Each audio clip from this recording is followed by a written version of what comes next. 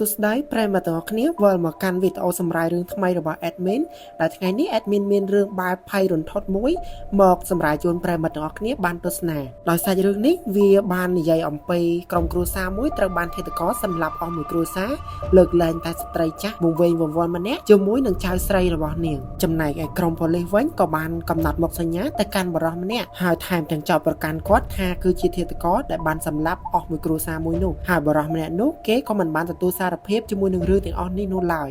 តុលាការបានកាត់ក្តីឲ្យបរិសម្នាក់នោះមានទោសប្រហារជីវិតប៉ុន្តែជាចៃដន្យជនជាប់សង្ស័យម្នាក់នេះក៏បានព្យាយាមរត់គេចចេញពីពន្ធនាគារហើយធ្វើការបម្លាស់ទីទៅជាច្រើនកន្លែងនៅក្នុងប្រទេសជប៉ុនចង់ដឹងថាតើបរិសម្នាក់នេះគាត់គឺជាឃាតករពិតប្រាកដដែរឬទេហើយប្រព័ន្ធតុលាការដែលបានកាត់ក្តីមកកាន់គាត់នេះវាមានភាពយុត្តិធម៌ឬយ៉ាងណាសូមមកទស្សនាជាមួយនឹង admin ទាំងអស់គ្នាដើមដំបូងនៃសាច់រឿងបានបង្ហាញអំពីតួឯកប្រុសរបស់យើងដែលគាត់មានឈ្មោះថាកាបូរ៉ាជីដែលកំពុងតែស្ថិតនៅក្នុងការឃុំឃាំងក្នុងពន្ធនាគារមួយរបស់ប្រទេសជប៉ុន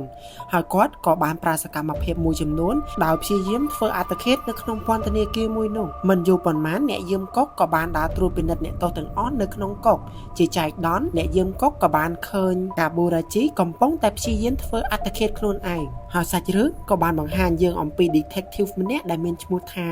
Matanuki ដោយគាត់កំពុងតែសួរចម្លើយទៅកាន់ស្ត្រីម្នាក់ដែលមានឈ្មោះថា Suyaka ហើយនាងបានប្រាប់ទៅកាន់ detective ថានាងមិនបានស្គាល់និងដឹងអំពីអត្តសញ្ញាណប្រវត្តិរបស់ Kaburachi នោះឡើយគ្រប់យ៉ាងគឺ Kaburachi ជាអ្នកកុហកនាងឡានពេទ្យមួយកំពុងតែធ្វើដំណើរចរនៅលើផ្លូវដែលបានដឹកអ្នកទោស Kaburachi ឆ្ពោះទៅកាន់មន្ទីរពេទ្យដើម្បីសង្គ្រោះបន្ទាន់ហើយនៅខណៈពេលនោះដែរគោលបំណងពិតប្រាកដរបស់ Kaburachi ក៏បានលេចឡើងដោយការដែល Kaburachi ធ្វើអត្តឃាតទៅកាន់ខ្លួនឯងវាគ្រាន់តែជារូបភាពបំផន់ភ្នែកដែលគេចង់រត់គេចចេញពីពន្ធនាគារមួយនេះតែប៉ុណ្ណោះនៅពាក់កណ្ដាលផ្លូវ Kaburachi បានវាយប្រហារទៅកាន់ប៉ូលីសទាំងអស់នោះហើយក៏បានរត់គេចចេញពីពន្ធនាគារមួយនេះបានសម្រេចចំណែកឯ detective ម្នាក់ដែលមានឈ្មោះថា Noki ឯនេះវិញគាត់កំពុងតែព្យាយាមនិយាយសួរចម្លើយទៅកាន់មនុស្សទាំងអស់ដែលធ្លាប់មានទំនាក់ទំនងជាមួយនឹង Kaburachi មានមនុស្សខ្លះក៏បាននិយាយអំពីការជឿជាក់របស់ពួកគេយ៉ាងមុតមាំទៅកាន់ Kaburachi ថា Kaburachi គឺមិនអាចជាឃាតករនោះឡើយឯមនុស្សខ្លះទៀតក៏បាននិយាយដាក់បន្ទុកយ៉ាងធ្ងន់ធ្ងរទៅកាន់ Kaburachi ជាពិសេសគឺជាស្ត្រីចំណាស់ម្នាក់ដែលមានជំងឺវង្វេងវង្វាន់ក៏បាននិយាយដាក់បន្ទុកយ៉ាងខ្លាំងទៅកាន់ Kaburachi ថាតើលោកនៅធ្វើការសួរមកកាន់ខ្ញុំប៉ុន្មានដងទៀតខ្ញុំនឹងមិនអត់ទោសទៅកាន់ឃាតករនោះឡើយហើយពាក្យសម្ដីទាំងអស់របស់គាត់គឺពិតជាសង្កត់ធ្ងន់ទៅកាន់ Kaburachi ខ្លាំងមែនទែនដោយគាត់គឺជាមនុស្សតែម្នាក់គត់ដែលបានរស់រាននៅក្នុងហេតុការណ៍មួយនោះបន្ទាប់ពីធ្វើការសាកសួរទៅកាន់អ្នកទាំងអស់គ្នានេះរួច Detective Nuke ក៏បានចូលទៅធ្វើសន្និសីទកាសែតមួយជាមួយនឹងមេរបស់គាត់ដោយសន្និសីទកាសែតមួយនេះបាននិយាយអំពីការរត់គេចខ្លួនរបស់ Kaburachi ហើយការធ្វើសន្និសីទកាសែតមួយនេះបានផ្សាយពាសពេញផ្ទៃប្រទេសជប៉ុនតែធ្វើឲ្យប្រជាជនទាំងអស់ចាប់ផ្ដើមដឹងព័ត៌មានមួយនេះហើយមានការភ័យខ្លាចយ៉ាងខ្លាំងជាមួយនឹងឃាតករ serial killer ដែលបានសម្លាប់អស់មួយគ្រួសារមួយនេះចំណែកឯ Kaburachi វិញបន្ទាប់ពីគេចខ្លួនបានជោគជ័យគេក៏បានចូលទៅលួចរបស់របរមួយចំនួនរបស់ក្រុមគ្រួសារមួយដែលកំពុងតែធ្វើដំណើរកម្សាន្តនៅម្ដុំនោះផងដែរបន្ទាប់មក Kaburachi បានដុតបំផ្លាញភស្តុតាងទាំងអស់ហើយថែមទាំងលួចយកអាហារពីក្រុមគ្រួសារមួយនោះមកខ្លះៗផងដែរព័ត៌មានក៏បានប្រកាសឡើងអំពីអ្នកទោសប្រហារជីវិតម្នាក់ដែលមានឈ្មោះថា Kaburachi កំពុងតែធ្វើការរត់គេចចេញពីមន្ទីរឃុំឃាំងរបស់ទីក្រុងតូក្យូហើយព័ត៌មានមួយនេះក៏បានផ្សាយពាសពេញប្រទេសចំណែកឯក្រុមគ្រួសារមួយនេះវិញដែលមានក្មេងស្រីវ័យជំទង់ម្នាក់ដែលមានឈ្មោះថាម៉ៃនិងឪពុកម្ដាយរបស់នាងកំពុងតែមើលព័ត៌មានដែលនិយាយអំពីការតាមចាប់ខ្លួនរបស់ជនសង្ស័យមួយរូបនេះម៉ៃបាននិយាយទៅកាន់ឪពុកម្ដាយរបស់នាងថាតើគេនឹងអាចគេចខ្លួនទៅដល់ទីណានោះឡើយប្រហែលជាគេត្រូវធ្វើការគេចខ្លួនទៅកាន់កោះដាច់ស្រយាលមួយណាហើយមើលទៅនិយាយបានទៅត្រឹមនេះម៉ៃក៏បានលាក្រុមគ្រួសាររបស់នាងដើម្បីធ្វើដំណើរចេញទៅសាលារៀនរបស់នាងបាត់ទៅចំណែកឯ Kaburachi ឯនេះវិញគេក៏បានផ្លាស់មកធ្វើជាកម្មករសំណង់នៅក្នុងទីក្រុងអូសាកានៃប្រទេសជប៉ុនហើយមិនតែប៉ុណ្ណោះទៀត Kaburachi ក៏បានធ្វើការតុបតែងខ្លួនដើម្បីផ្លាស់ប្ដូររូបរាងខាងក្រៅរបស់គេទៅធ្វើឲ្យអ្នកនៅទីនោះមិនអាចចំណាំបានថាគេគឺជាជនជាប់សង្ស័យដែលប៉ូលីសកំពុងតែធ្វើការតាមចាប់ខ្លួននោះឡើយហើយចំណែកឯបរិសម្នាក់នេះវិញគាត់មានឈ្មោះថា Kazuya ដោយការជំពាក់ប្រាក់ទៅកាន់ក្រុមម៉ាហ្វៀហើយរកសងមិនទាន់ទៅធ្វើឲ្យក្រុមម៉ាហ្វៀទាំងអស់នេះធ្វើការវាយយ៉ាងដំណំទៅកាន់ Kazuya ដើម្បីប្រមានទៅកាន់គេហើយបរិសម្នាក់ដែលមានឈ្មោះថា Kazuya មួយនេះក៏ជាមិត្តភក្តិដ៏ស្និទ្ធស្នាលរបស់ Kaburachi នៅកន្លែងការងារផងដែរងាកមកមើល Detective Nuki ជាមួយនឹងមេរបស់គាត់ ដោយ Detective Nuki ប្រើពេលអស់រយៈពេលជាយូរប៉ុន្តែមិនអាចតាមចាប់ជនសង្ស័យដែលជាឃាតករ serial killer ដែលមានឈ្មោះថា Kaburachi នេះមកបានទៅធ្វើឲ្យមេរបស់គាត់នឹងបានស្ដីបន្ទោសទៅកាន់គាត់យ៉ាងខ្លាំងហើយ Detective Nuki ក៏បានសន្យាជាមួយនឹងមេរបស់គាត់ថាគាត់នឹងធ្វើការបង្កើនអ្នកស៊ើបអង្កេតបន្ថែមទៀតហើយធ្វើការដាក់បង្រាយពីពេញប្រទេសជប៉ុនដើម្បីតាមរកនៅសប្តាហ៍ក្រោយនិយាយសន្យារួចមេរបស់គេក៏បានដើរចាក់ចេញទៅហើយចំណែក Detective Nuki ជាមួយនឹងដៃគូរបស់គាត់ក៏បានទៅសួរសុខទុក្ខជាមួយនឹងស្ត្រីម្នាក់ដែលបានរស់រានមានជីវិតនៅក្នុងក្រុមគ្រួសារជនរងគ្រោះនៅពេលដែលពួកគេធ្វើដំណើរនៅតាមផ្លូវដៃគូរបស់ Detective Nuki ក៏បានសួរទៅកាន់ Detective Nuki ថាតើ Detective Nuki គិតថាវាគឺជារឿងដ៏ចម្លែកដែរឬទេនៅពេលដែល Kaburachi ព្យាយាមរត់គេចចេញពីការឃុំឃាំងហើយម្យ៉ាងវិញទៀត Kaburachi គឺមិនបានទទួលយកការចោទប្រកាន់ថាគាត់គឺជាឃាតករនោះឡើយ Detective Nuki ក៏បានតបមកវិញថា Kaburachi ពិតជាឃាតករពិតប្រាកដណាស់ដែលនៅក្នុងករណីមួយនេះគាត់ទទួលបានសាក្សីជាមួយនឹងភស្តុតាងគ្រប់គ្រាន់ដើម្បីធ្វើការចោទប្រកាន់ទៅកាន់ Kaburachi និយាយបានតែត្រឹមនេះដៃគូរបស់គាត់ក៏មិនបាននិយាយអ្វីបន្តទៀតនោះឡើយនៅពេលដែល Detective ទាំងពីរនាក់បានមកដល់ផ្ទះសាច់ញាតិរបស់ជនរងគ្រោះដែលគាត់គឺជាប្អូនស្រីបង្កើតរបស់ស្ត្រីម្នាក់ទៀតដែលបានស្ថិតនៅក្នុងហេតុការណ៍មួយនោះហើយមិនតែប៉ុណ្ណោះ Detective ទាំងពីរនាក់ក៏បានព្យាយាមសួរសំណួរទៅកាន់ស្ត្រីម្នាក់នោះថាតើបងស្រីរបស់គាត់នឹងកំពុងតែស្នាក់នៅទីណាហើយគាត់គួរតែបានទទួលការមើលថែអំពីក្រុមប៉ូលីសប៉ុន្តែស្ត្រីចំណាស់ម្នាក់នេះក៏នៅតែប្រកែកដាច់អហង្ការដែលមិនព្រមប្រាប់ពីអាសយដ្ឋានរបស់បងស្រីគាត់នោះឡើយងាកមកមើលការដ្ឋានការងារដែល Kaburachi បានធ្វើការវិញក៏មានឧបទ្ទវហេតុមួយដែលបានកើតឡើងទៅលើកាស៊ូយ៉ាដែលធ្វើឲ្យកាស៊ូយ៉ានឹងមានរបួសជើងជាទម្ងន់ផងដែរហើយមនុស្សគ្រប់គ្នានៅទីនោះក៏បានព្យាយាមជួយសង្គ្រោះទៅកាន់កាស៊ូយ៉ាចំណែកឯបរិសម្នាក់ក៏បានបន្លឺសម្លេងឡើងថាវាគឺជារឿងដ៏សោកស្ដាយខ្លាំងណាស់ដោយកាស៊ូយ៉ាគឺគេមិនអាចទទួលបានប្រាក់ធានារ៉ាប់រងអ្វីមួយយ៉ែនអំពីនយោជកដែលគេធ្វើការនោះឡើយហើយកម្មករដែលស្ថិតនៅទីនោះក៏បំរុងនឹងរៃលុយគ្នាដើម្បីជូនទៅឲ្យកាស៊ូយ៉ាដើម្បីព្យាបាលជើងរបស់គេប៉ុន្តែកាស៊ូយ៉ាក៏បានបដិសេធជាមួយនឹងបំណងល្អរបស់កម្មករទាំងអស់នោះទើបបានជាគេបាននិយាយឡើងថាតើវាមិនមានផ្លូវដោះស្រាយផ្សេងទេមែនទេបរិសចំណាស់ម្នាក់ដែលស្ថិតនៅទីនោះក៏បាននិយាយឡើងថាវាមិនអាចនោះទេពួកគេនឹងមិនមានសិទ្ធិអ្វីក្នុងការតវ៉ានោះឡើយមិនអស់ចិត្ត Kaburachi ក៏បានផ្ដល់យោបល់ទៅកាន់កាស៊ូយ៉ាថាសូមឲ្យគេរាយការណ៍រឿងទាំងអស់នេះទៅកាន់មេរបស់គេហើយរឿងបន្តមកទៀតគឺពួកគេត្រូវធ្វើការស្នើសុំទៅកាន់ការិយាល័យអធិការកិច្ចស្តង់ដារការងារទៅហើយបើសិនជាពួកគេធ្វើបែបនេះកាស៊ូយ៉ានឹងទទួលបានថ្លៃព្យាបាលពីរដ្ឋាភិបាលជាមិនខានប៉ុន្តែក្រុមកម្មករទាំងអស់នោះមិនមាននរណាម្នាក់បានស្ដាប់យល់អំពីសម្ដីរបស់ Kaburachi នោះឡើយកាស៊ូយ៉ាក៏បានធ្វើតាមសម្ដីរបស់ Kaburachi ដោយដាក់ពាក្យស្នើសុំទៅកាន់មេរបស់គេប៉ុន្តែជាអកុសលមេដ៏ចោលម្សៀតរបស់គេមួយនេះបានធ្វើការសើចចំអកទៅកាន់កាស៊ូយ៉ាហើយធ្វើការវាយយ៉ាងដំណំទៅកាន់គេផងដែរឃើញបែបនេះភ្លាម Kaburachi ក៏បានធ្វើការនាំកាស៊ូយ៉ាចេញពីទីតាំងមួយនោះហើយត្រឡប់មកកាន់បន្ទប់របស់គេវិញនៅពេលដែលមកដល់បន្ទប់ភ្លាមកាស៊ូយ៉ាក៏បាននិយាយទាំងត្អូញត្អែរទៅកាន់ Kaburachi ថាគេប្រហែលជាមិនអាចធ្វើការនៅទីនេះបន្តទៀតបាននោះឡើយហើយមិនតែប៉ុណ្ណោះគេក៏នៅមានបំណុលលបែងដែលត្រូវសងបំណុលជាប់ខ្លួនផងដែរគេមិនមានវិធីណាដើម្បីរកលុយមកសងបំណុលនោះបាននោះឡើយហើយពួកគេនឹងធ្វើការសម្លាប់គេជាមិនខាន Kaburachi ក៏បានសួរត្រឡប់ទៅវិញថាតើគេត្រូវការលុយប៉ុន្មានសម្រាប់ជំងឺចិត្តមួយនេះកាស៊ូយ៉ាក៏បានតបទៅវិញថាប្រហែលជា100,000ឬដូចនេះភ្លាម Kaburachi ក៏បានដើរចាក់ចេញទៅបំរុងនឹងដើរទៅកាន់បន្ទប់មេរបស់កាស៊ូយ៉ាបន្តទៀត Kaburachi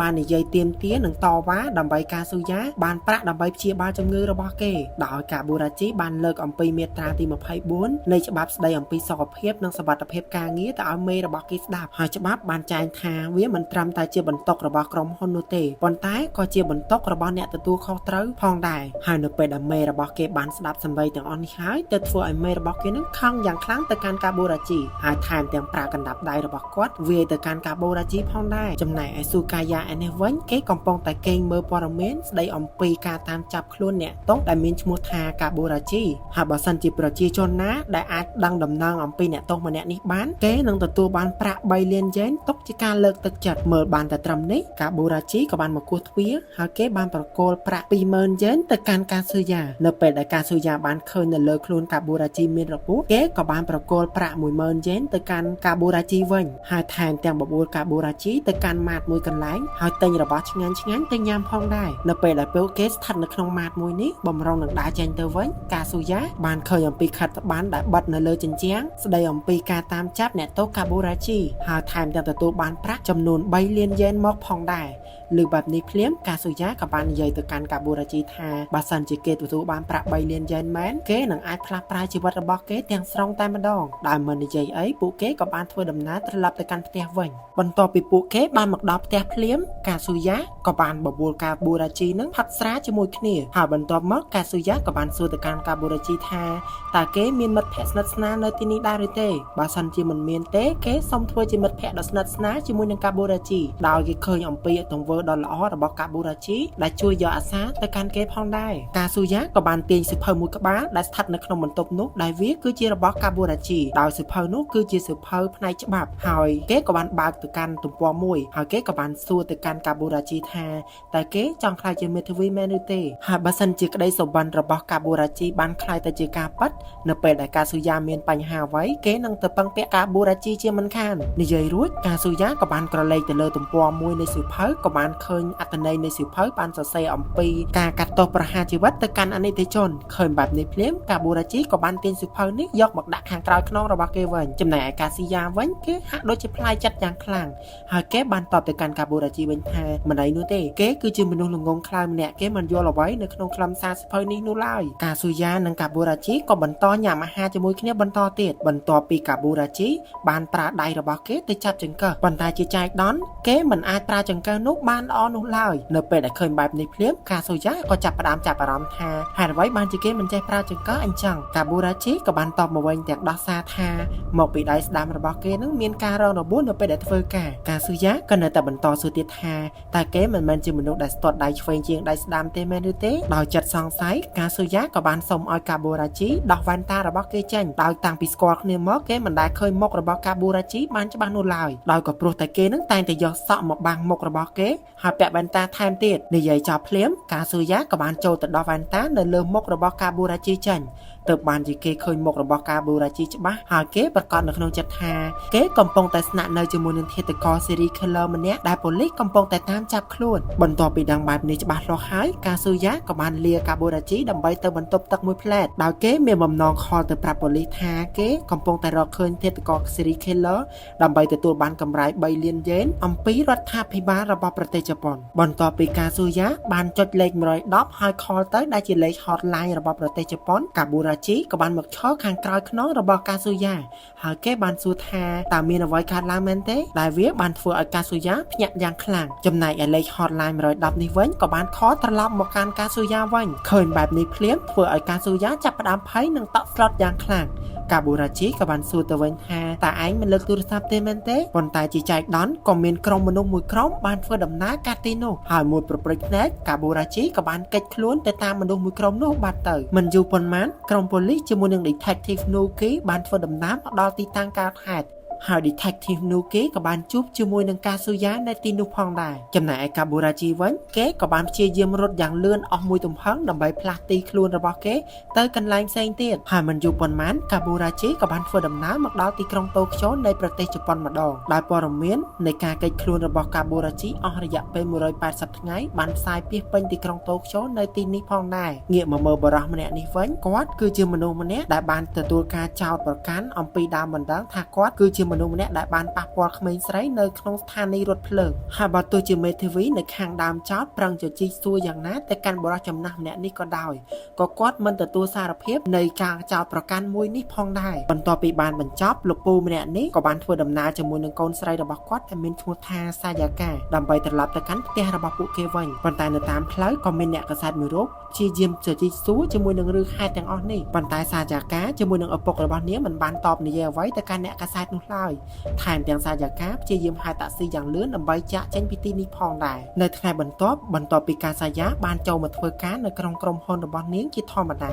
បុគ្គលិកដែលរួមការងារជាមួយនឹងការសាយ៉ាទាំងអស់ក៏បានសួរពាក់ព័ន្ធជាមួយនឹងរឿងឪពុករបស់នាងហើយគេក៏បានសួរថាតើមានអ្នកកាសែតតាមរំខានឪពុករបស់នាងទៀតដែរឬទេទាំងចិត្តបារម្ភអំពីការសាយ៉ាចំណែកឯព័ត៌មានក៏បានលេចឡើងនៅលើអេក្រង់ទូរទស្សន៍ដែលនិយាយអំពីជនសង្ស័យដែលគេសង្ស័យថាជា serial killer ឈ្មោះថាកាបូរ៉ាជីនេះ ឯងដោយនិយាយបានបន្តិចមិត្តរួមការងាររបស់កាសាយ៉ាម្នាក់ក៏បានរំលឹកទៅកាន់នាងថាមានអ្នកនិពន្ធម្នាក់ដែលមានឈ្មោះថាណាស៊ូកំពុងតែចាំនាងនៅក្នុងបន្ទប់ប្រជុំហើយដោយម្នាក់នោះគឺយើងបានឃើញថាគាត់គឺជាកាបូរ៉ាជីនេះឯងប្រិយមិត្តទាំងអស់គ្នា admin សូមបញ្ជាក់ថានៅពេលដែលកាបូរ៉ាជីនឹងធ្វើការជំនះខ្លួនពីកន្លែងមួយទៅកន្លែងមួយគាត់គឺតែងតែធ្វើការផ្លាស់ប្ដូរឈ្មោះរបស់គាត់ជានិច្ចប៉ុន្តែ admin ក៏មិនចង់ហៅឈ្មោះរបស់គាត់នឹងដែលជាឈ្មោះដែលគាត់បដូរពីកន្លែងមួយទៅកន្លែងមួយនោះឡើយ admin សូមហៅគាត់ថាកាបូរ៉ាជីវិញទៅដោយសារតែមិនចង់ឲ្យប្រិយមិត្តនឹងយល់ច្រឡំហើយនឹងវល់ជាមួយនឹងរឿងមួយនេះបន្ទាប់ពីកាសាយ៉ាបានមើលទៅកាន់ប្រឡោមលោករបស់កាបូរ៉ាជីរួចឃើញថាវាល្អគ្រាន់បើទើបបានជាកាសាយ៉ាសូមឲ្យកាបូរ៉ាជីឈប់ធ្វើជាអ្នកនិពន្ធឯករាជ្យទៀតទៅហើយគេអាចមកចូលរួមធ្វើជាបុគ្គលិកអចិន្ត្រៃយ៍នៅទីនេះបាន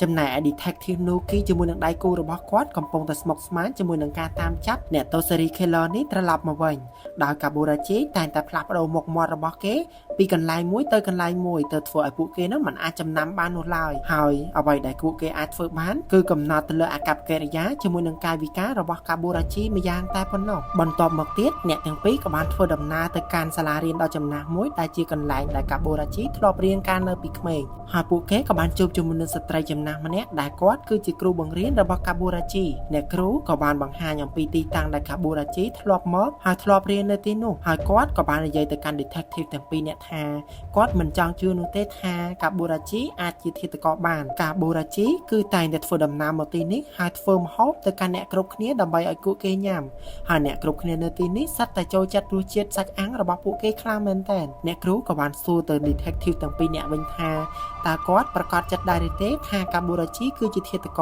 រហើយបើសិនជាពួកគេមិនច្បាស់នោះទេទង្វើរបស់ពួកគេកំពុងតែធ្វើនេះកំពុងតែលួចនិងបំផ្លាញជីវិតរបស់កាបូរ៉ាជីហើយតើពួកគេទាំងពីរនាក់ហ៊ានស្បត់ទៅកាន់ព្រះជាម្ចាស់ដែរឬទេចំណែកឯកាសាយ៉ាវិញបន្ទាប់ពីបានអានអត្ថបទរបស់កាបូរ៉ាជីរួចគេបានសរសើរមិនដាច់ពីមាត់អំពីការសរសេររបស់កាបូរ៉ាជីហើយមិនតែប៉ុណ្ណោះកាសាយ៉ាក៏បាននិយាយអួតសរសើរទៅកាន់ក្រុមការងាររបស់នាងផងដែរលុះនៅពេលយប់ឡើងបន្ទាប់ពីកាសាយ៉ាបានធ្វើដំណើរទៅកាន់ផ្ទះរបស់នាងក៏បានជួបជាមួយនឹងកាបូរ៉ាជីនៅតាមផ្លូវដោយមេឃកំពុងតែភ្លៀងខ្លាំងផងកាសាយ៉ាក៏បានយកឆ័ត្រមួយហើយចូលទៅហៅកាបូរ៉ាជីប៉ុន្តែកាបូរ៉ាជីវិញក៏បានព្យាយាមគេចពីកាសាយ៉ាចេញទៅ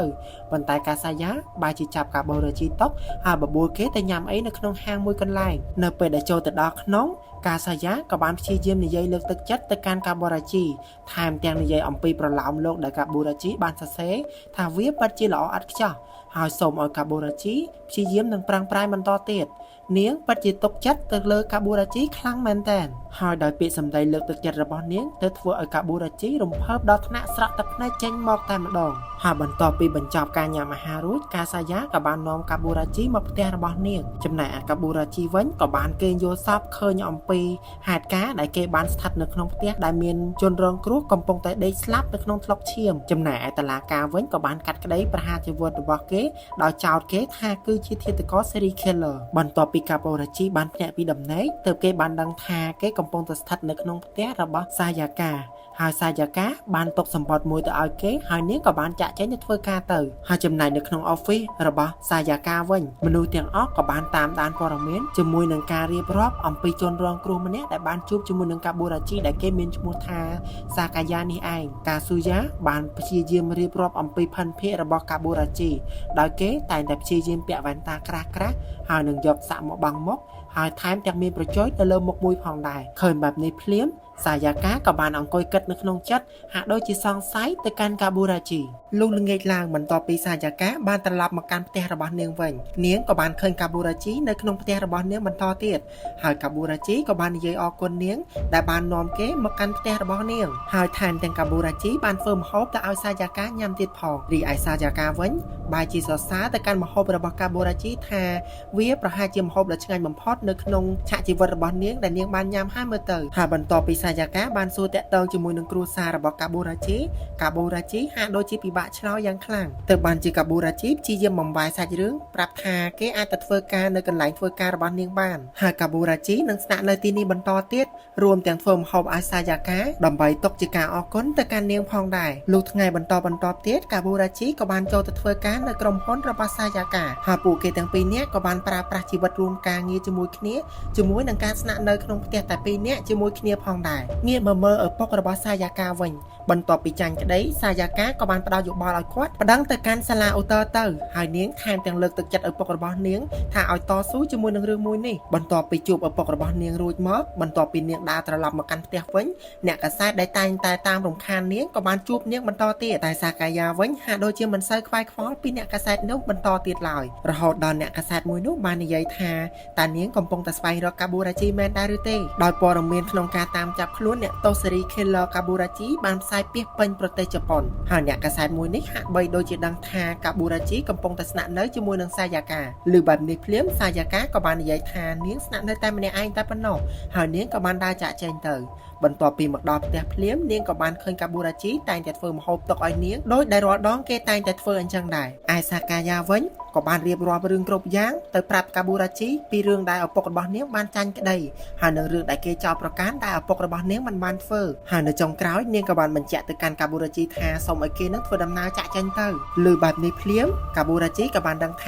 ាសាយាកាគឺពិតជាបានដឹងរឿងថាគេគឺជាអ្នកទោសរី Killer នឹងជាយូរមកហើយនិយាយមិនទាន់ផុតមាត់ផងសម្លេងកណ្ដឹងក៏បានបន្លឺឡើងនៅឯមាត់ទ្វារផ្ទះដោយ Detective Nuki ជាមួយនឹងដៃគូរបស់គាត់ក៏បានមកសុំឆែកឆេរនៅទីនេះដោយមានការសង្ស័យថាកាបូរ៉ាជីបានស្នាក់នៅជាមួយនាងរីឯ Detective ទាំងពីរនាក់ក៏បានចូលទៅក្នុងផ្ទះហើយធ្វើការឆែកឆេរប៉ុន្តែជាសំណាងល្អរបស់កាបូរ៉ាជីពួកគេមិនបានចាប់បានថាកាបូរ៉ាជីគឺស្នាក់នៅទីនេះនោះឡើយប៉ុន្តែ Detective ទាំងពីរនាក់ក៏បានកត់សម្គាល់នៅក្នុងចិត្តថា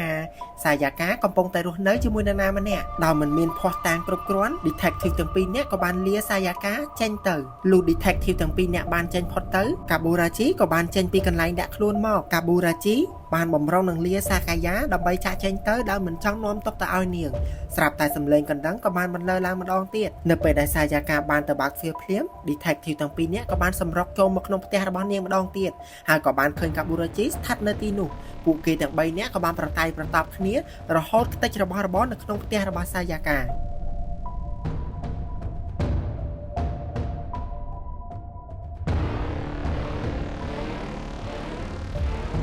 ានៅពេលដែលកាបូរ៉ាជីបំរុងនៅលោតពីលើផ្ទះដើម្បីកេះខ្លួន Detective ម្នាក់ក៏បានដកកាំភ្លើងឡើងបំរុងបាញ់ទៅកាន់គេស្រាប់តែសាយាកាបានទៅរុញកាំភ្លើងមួយនោះចេញហើយຕົកជាឱកាសឲ្យកាបូរ៉ាជីបានរត់គេចខ្លួនបានសម្រេចបន្ទាប់ពីគេបានចេញផុតពីផ្ទះរបស់សាយាកាគេក៏ព្យាយាមរត់យ៉ាងលឿនរហូតទៅដល់មាត់ទឹកមួយហើយដោយមិនមានផ្លូវរត់បន្តគេក៏បានសម្រេចចិត្តលោតទម្លាក់ទៅក្នុងទឹកមួយនោះបន្ទាប់ពី Detective Nuki បានប្រមូលភស្តុតាងគ្រប់យ៉ាងនៅក្នុងផ្ទះរបស់សាយាកាគាត់ក៏បាននឹកឃើញស្រមៃទៅដល់អតីតកាលនៅកាលប្រមាណឆ្នាំមុនដែលរឿងបានកើតឡើងនៅពេលដែលកាបូរ៉ាជីចូលទៅក្នុងផ្ទះដែលមានឧក្រិដ្ឋកម្មកើតឡើងមួយនោះបន្ទាប់ពីប្រមូលបានភស្តុតាងមួយចំនួននៅក្នុងផ្ទះកើតហេតុជាមួយនឹងអ ក្រិតជនដែលបានសម្លាប់មនុស្សមួយនេះក៏នៅសល់មានស្ត្រីចំណាស់ម្នាក់ទៀតដែលបាននៅក្នុងហេតុការណ៍មួយនោះផងដែរបន្ទាប់ពី Detective Nuki បានរាយការណ៍រឿងទាំងអស់នេះទៅកាន់មេរបស់គាត់មេរបស់គេក៏បានប្រាប់មកកាន់ Detective Nuki ថាសូមឲ្យការដាក់ទោសទៅកាន់កាបូរ៉ាជីនៅចំណុចដែលធ្ងន់បំផុតគឺការប្រហារជីវិតដើម្បីគំរាមកំហែងទៅដល់អ្នកដែលមានអាយុក្រោម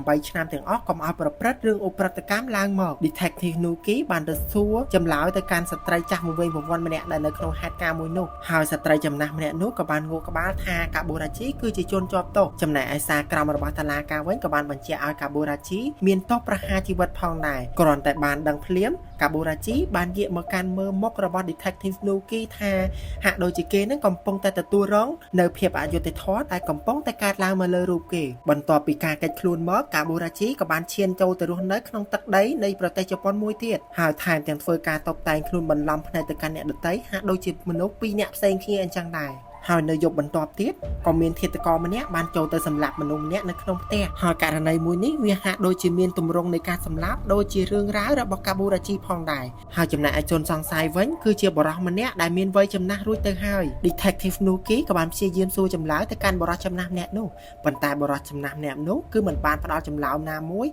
ឲ្យ Detective Nuki បានជាតម្រុយនោះឡើយនៅពេលដែល Detective Nuki បានសួរដល់រឿងឃាតកម្មរបស់កាបូរ៉ាជីទើបបានជាបរិសម្នាក់នោះចាប់ផ្ដើមសោកឡើងជាខ្លាំងហើយគាត់ក៏បាននិយាយឡើងថាគាត់មិនបានចម្លងករណីរបស់កាបូរ៉ាជីនោះឡើយហើយបន្ទាប់ពីនិយាយបែបនេះរួចបរិសម្នាក់នោះក៏បានប្រាប់ទៅកាន់ Detective Nuki ថាគាត់ពិតជាចង់ញ៉ាំនំខេកខ្លាំងណាស់ហើយនៅចំណុចនេះផងដែរវាអាចជាតម្រុយមួយរបស់ Detective Nuki ចំណែកឯព័ត៌មាននៃការចាប់ខ្លួនរបស់បរិសចំណាស់អ្នកនោះក៏បានផ្សាយពាសពេញប្រទេសជប៉ុនថាករណីដែលបរិសម្នាក់នោះសម្លាប់ធ្វើតាមកាបូរ៉ាជីតែប៉ុណ្ណោះរីឯកាបូរ៉ាជីវិញគេក៏បានចូលមកធ្វើការនៅក្នុងមណ្ឌលចាស់ជរាមួយហើយបានស្គាល់ជាមួយនឹងក្មេង ងស្រីម្នាក់ដែលមានឈ្មោះថាម៉ៃហើយមណ្ឌលចាស់ជរាមួយនេះក៏ជាកន្លែងស្នាក់នៅរបស់ស្ត្រីចាស់វង្វេងវង្វាន់ដែលបានរស់រានមានជីវិតតែម្នាក់គត់នៅក្នុងហេតុការណ៍ឧក្រិដ្ឋកម្មកាលពីប្រមាណឆ្នាំមុនមួយនោះផងដែរហើយចំណែកឯតំណែងតំណងរវាងកាបូរ៉ាជីជាមួយនឹងម៉ៃវិញគឺជាមិត្តភក្តិដ៏សែនស្និទ្ធស្នាលនៅកន្លែងការងាររបស់ពួកគេផងដែរហើយនៅថ្ងៃមួយម៉ៃក៏បានទៅញ៉ាំអាហារជាមួយនឹងកាបូរ៉ាជី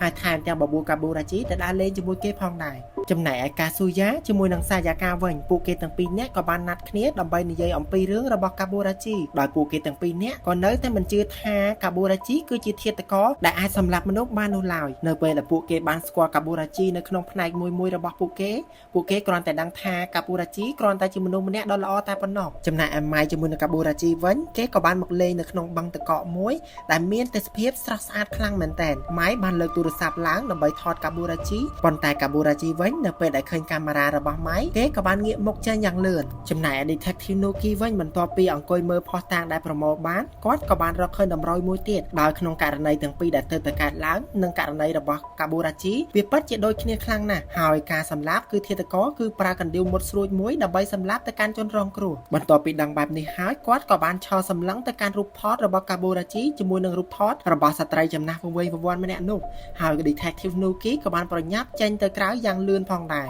រចំណែកឯកាបូរ៉ាជីវិញនៅពេលយប់ឡើងគេក៏បានចូលទៅក្នុងបន្ទប់របស់ស្ត្រីចំណាស់វង្វេងវង្វាន់ម្នាក់នោះហើយថែមទាំងប្រាប់ទៅកាន់គាត់ថាគេគឺជាកាបូរ៉ាជីហើយសូមឲ្យគាត់ធ្វើជាសាក្សីឲ្យគេប៉ុន្តែជាចែកដន្យខ្លាំងមែនទែនដែលម៉ៃក៏បានឃើញហេតុការណ៍មួយនោះផងដែរចំណែកឯ Detective Nuki វិញគាត់ក៏បានព្យាយាមស្វែងរកតម្រុយបន្តទៀតនៅកន្លែងធ្វើការចាស់របស់កាបូរ៉ាជីបន្ថែមទៀតចំណែកនៅក្នុងបណ្ដាញសង្គមវិញវីដេអូមួយបានផ្ទុះពាក់ព័ន្ធជាមួយនឹងរឿងរបស់កាបូរ៉ាជីដែលវាគឺជាវីដេអូរបស់ម៉ៃដែលបានថតកាបូរ៉ាជីហើយផុសទៅក្នុងបណ្ដាញសង្គម IG ឃើញបែបនេះភ្លាមក្រុមប៉ូលីសរបស់ Detective Nuki បានធ្វើដំណើរឆ្ពោះទៅកាន់មណ្ឌលចាស់ជរាដែលកាបូរ៉ាជីបានធ្វើការនៅទីនោះចំណែកឯកាបូរ៉ាជីវិញគេក៏បានចូលទៅក្នុងបន្ទប់របស់ស្ត្រីចំណាស់វង្វេងវង្វាន់ម្នាក់នោះហើយបានសុំអង្វរទៅកាន់គាត់ឲ្យឆាប់មានការចងចាំឡើងមកវិញមកគេគឺពិតជាចិត្តអស់ពេលវេលាទៅហើយដោយគេកំពុងតែនិយាយក្រុមប៉ូលីសក៏បាននាំកងកម្លាំងមួយក្រុមឆ្ពោះមកកាន់មណ្ឌលចាស់ជរាមួយនោះបាត់ទៅហើយដោយមិនមានជំរឹកកាបូរ៉ាជីក៏សុំឲ្យម៉ៃធ្វើជាចំណាត់ខ្មាំងរបស់គេដើម្បីតទល់ជាមួយនឹង Detective Nuki ដើម្បីតែពន្យាពេលវេលាដើម្បីឲ្យស្ត្រីចំណាស់ម្នាក់នេះអាចមានការចងចាំឡើងមកវិញកាបូរ៉ាជីក៏បាននាំម៉ៃឡើងទៅលើដំបូលហើយប្រើកាំបិតមួយដើម្បីភ្ជង់ករបស់នាងតវ៉ាជាមួយ Detective Nuki លុះនៅពេលយប់ឡើងកាបូរ៉ាជីក៏បានសុំឲ្យម៉ៃយកទូរស័ព្ទរបស់នាងដើម្បីឡាយផ្ទាល់នៅរឿងគ្រប់យ៉ាងដែលគេបានជួយរំលឹកការចងចាំទៅដល់ស្ត្រីចំណាស់ម្នាក់នេះហើយវាគឺជាឱកាសចុងក្រោយរបស់គេផងដែរកាបូរ៉ាជីបានយំទាំងទទូចអង្វរដើម្បីអង្វរទៅកាន់ស្ត្រីចំណាស់ម្នាក់នោះទៅបានជាស្ត្រីចំណាស់ម្នាក់នោះបានចងចាំថានៅថ្ងៃកើតហេតុគាត់បានឃើញមុខឃាតករដែលបានសម្លាប់ក្រុមគ្រួសាររបស់គាត់ចំណែកឯកាបូរ៉ាជីវិញគេគ្រាន់តែជាមនុស្សម្នាក់ដែលបានដើរឆ្លងកាត់នៅទីនោះបន្ទាប់ពីឮសំឡេងដ៏ចម្លែកបានកើតឡើងកាបូរ៉ាជីក៏បានដើរចូលទៅក្នុងផ្ទះមើលប៉ុន្តែជារឿងដែលអាក្រក់កាបូរ៉ាជីក៏បានឃើញមនុស្សកំពុងតែដេកស្លាប់នៅក្នុងថុកធ្លុកឈាមហើយក៏បានឃើញមុខឃាតករដែលជាបរិសុទ្ធចំណាស់ម្នាក់នោះហើយនៅពេលដែលឃាតករបានឃើញកាបូរ៉ាជីភ្លាមគេក៏ប្រញាប់ដើរចាក់ចេញទៅនៅពេលដែលកាបូរ៉ាជីបានឃើញស្ត្រីម្នាក់កំពុងតែជាប់កណ្ដៀវនៅនឹងខ្នងគេក៏បានទៅដកកណ្ដៀវនោះឡើងដើម្បីជួយសង្គ្រោះជីវិតស្ត្រីម្នាក់នោះប៉ុន្តែហេតុការណ៍មួយនេះក៏បានធ្វើឲ្យស្ត្រីចំណាស់វង្វេងវង្វាន់ម្នាក់នោះបានគិតថាកាបូរ៉ាជីគឺជាឃាតករទៅវិញហើយជាចែកដន្យខ្លាំងមែនទែនប៉ូលីសក៏បានចូលមកដល់ហើយឃើញកាបូរ៉ាជីក៏បានចោទថាកាបូរ៉ាជីគឺជាឃាតករដែលបានសម្លាប់អស់មួយគ្រួសារមួយនេះនៅខណៈពេលដែលមនុស្សគ្រប់គ្នាកំពុងតែមើលការ live របស់កាបូរ៉ាជីលោកប៉ូលីស Nuki ក៏បានទទួលទូរស័ព្ទពីមេរបស់គាត់ឲ្យធ្វើការសម្រុកចូលទៅក្នុងផ្ទះទៅចំណែកឯស្ត្រីចំណាស់ម្នាក់នេះវិញក៏បាននឹកឃើញរឿងទាំងអស់ឡើងមកវិញហើយគាត់ក៏បាននិយាយឡើងថាគាត់ពិតជាសុំទោសទៅកាន់កាបូរ៉ាជីដោយកាលពីពេលនោះគាត់មិនបានជួយទៅកាន់គេពាក្យសម្ដីមួយគ្នានេះហើយទៅធ្វើឲ្យមនុស្សគ្រប់គ្នាបានដឹងថាកាបូរ៉ាជីគឺមិនមែនជាឃាតករពិតប្រាកដនោះឡើយគេគ្រាន់តែជាមនុស្សល្អម្នាក់ដែលទទួលរងការចោទប្រកាន់អំពីក្រុមប៉ូលីសនិងការកាត់ក្តីរបស់តុលាការដោយមិនមានការវិនិច្ឆ័យបានច្បាស់លាស់នោះឡើយនៅពេលដែលកាបូរ៉ាជីបានសុំឲ្យស្ត្រីចំណាស់ម្នាក់នោះនិយាយបន្តថាគេមិនមែនជាឃាតករសម្លាប់នោះឡើយស្ត្រីចំណាស់ម្នាក់នោះបំរុងនៅនិយាយប៉ុន្តែក្រុមប៉ូលីសក៏បានសម្រុកចូលទៅដល់ខាងក្នុងហើយក៏បានធ្វើការចាប់ខ្លួនទៅកាន់កាបូរ៉ាជីប៉ុន្តែកាបូរ៉ាជីក៏បានតដៃជាមួយនឹងក្រុមប៉ូលីសទៅធ្វើឲ្យប៉ូលីសម្នាក់បានបាញ់ទៅកាន់កាបូរ៉ាជីចំត្រង់ស្មាផងដែរ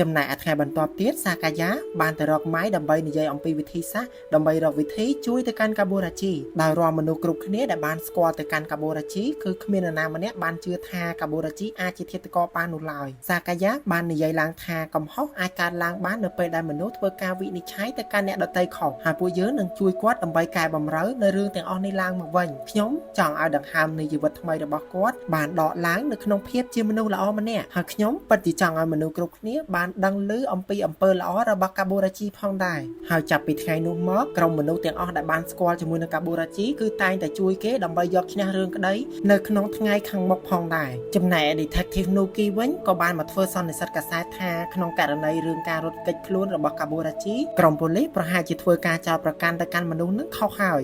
ពួកគេនឹងធ្វើការស៊ើបអង្កេតឲ្យបានត្រឹមត្រូវឡើងមកវិញជាមួយនឹងរឿងទាំងអស់នេះលុះមកដល់ថ្ងៃកាត់ក្តីរបស់កាបូរ៉ាជីគេក៏បានហាក់ស្មើស្រមៃទៅដល់នៅពេលមួយដែលគេបាននិយាយជាមួយនឹង Detective Nuki ជាមួយនឹងមិត្តភ័ក្តិទាំងអស់របស់គេឡើងមកថាកាលពីមុនខ្ញុំចង់ជឿថាពិភពលោកមួយនេះវាគឺជាកន្លែងដ៏ល្អមួយហើយប្រសិនបើខ្ញុំក្រោកឈរឡើងក្នុងរឿងមួយដែលត្រឹមត្រូវមនុស្សនឹងអាចស្ដាប់ខ្ញុំហើយនៅក្នុងរឿងមួយនេះខ្ញុំទទួលបានការងារជាលើកដំបូងរបស់ខ្ញុំបានបង្កើតមិត្តភាពហើយថែមទាំងចូលចិត្តមនុស្សហើយវាគឺជាហេតុផលដែលខ្ញុំចាប់ផ្ដើមសប្បាយចិត្តនៅពេលដែលខ្ញុំមានជីវិតរស់នៅបន្តទៀតហើយការដែលគេចង់រត់គេចចេញពីគុកមួយនេះគ្រាន់តែគេចង់រស់នៅមានជីវិតបន្តទៀតតែប៉ុណ្ណោះ